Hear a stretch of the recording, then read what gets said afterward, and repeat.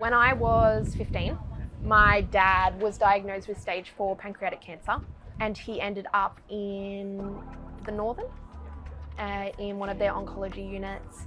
Once it got to stage 4, there wasn't much that they could do, and I found it comforting to look into the treatments and things that might have been an option for him, and just looking into getting as much knowledge so that I was prepared. As I kind of went through high school, I just thought I could never do that. I could never be a nurse and see people go through that. And then it kind of clicked that he had such amazing nurses around him to look after him, and he appreciated them so much. I just wanted to be able to do that for somebody else.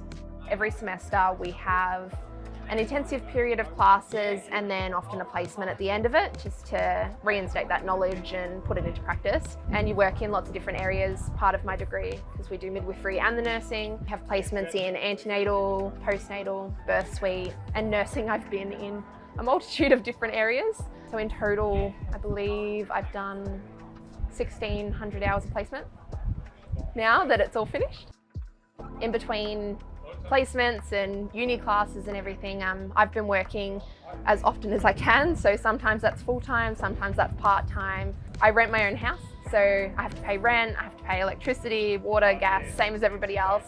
So when I'm on placement and we're not paid, a lot of my bills get paid out of my savings, or I've been lucky enough to receive the bank first bursary and some scholarships, which have all gone towards helping me during placement.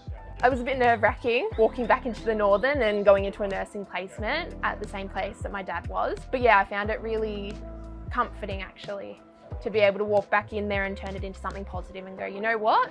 The last time I'm not in this hospital is not for something sad, it's actually to put myself towards something.